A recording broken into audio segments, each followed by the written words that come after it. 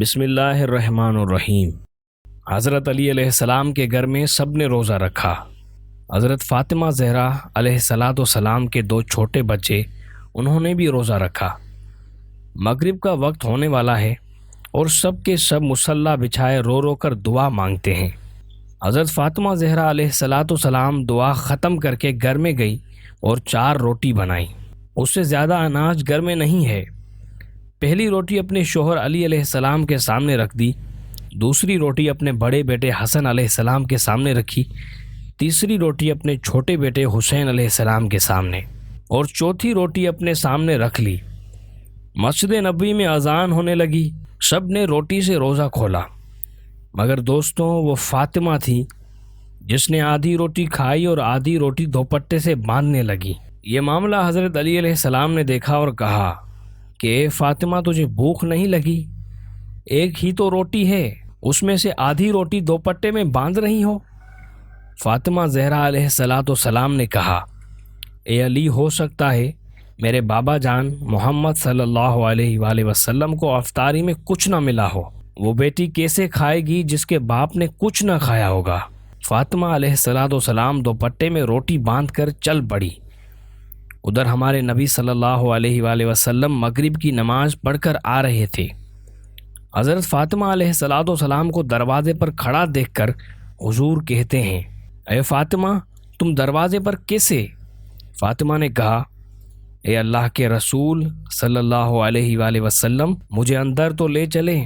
حضرت فاطمہ زہرا علیہ السلام کی آنکھ میں آنسو تھے۔ کہا، جب افطاری کی روٹی کھائی تو آپ کی یاد آ گئی کہ شاید آپ نے کھایا نہ ہو، اس لیے آدھی روٹی دوپٹے سے باندھ کر آئی ہوں۔ روٹی دیکھ کر ہمارے نبی صلی اللہ علیہ وآلہ وسلم کی آنکھوں میں بھی آنسو آ گئے اور کہا، اے فاطمہ، اچھا کیا جو روٹی لے آئی، ورنہ چوتھی رات بھی تیرے بابا کی اسی حالت میں نکل جاتی۔ دونوں ایک دوسرے کو دیکھ کر رونے لگتے ہیں۔ اللہ کے رسول نے روٹی مانگی۔ فاطمہ علیہ السلام نے کہا، بابا جان، آج اپنے ہاتھوں سے کھلاؤں گی۔ پھر اپنے ہاتھ سے کھلانے لگی۔ روٹی ختم ہوئی اور حضرت فاطمہ زہرا علیہ السلام رونے لگتی ہیں۔ حضور صلی اللہ علیہ وآلہ وسلم نے دیکھا اور کہا کہ فاطمہ، اب کیوں روتی ہو؟ کہا، ابا جان، کل کیا ہوگا؟ کل کون کھلانے آئے گا؟ کل کیا میرے گھر میں چولہا جلے گا؟ کل کیا آپ کے گھر میں چولہا جلے گا؟ نبی صلی اللہ علیہ وآلہ وسلم نے اپنا پیارا ہاتھ فاطمہ زہرا علیہ السلام کے سر پر رکھا اور کہا کہ اے فاطمہ، تو بھی صبر کر لے اور میں بھی صبر کرتا ہوں۔ ہمارے صبر سے اللہ امت کے گنہگاروں کے گناہ معاف کر دے گا۔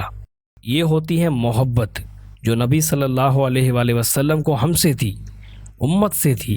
یہ گنہگار امت ہم ہی ہیں جن کے لیے نبی صلی اللہ علیہ وآلہ وسلم بھوکے رہے، نبی صلی اللہ علیہ وآلہ وسلم کی بیٹی بھوکی رہی، اور ہم لوگ کیا کر رہے ہیں ان کے لیے کل قیامت کے دن میں؟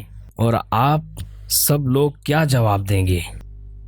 اگر آپ کو یہ کہانی اچھی لگی ہو تو ہمارے چینل کو ضرور سبسکرائب کریں اور بیل کے آئیکن کو ضرور پریس کریں تاکہ ہماری ہر نئی آنے والی ویڈیو آپ کو جلد سے جلد ملے۔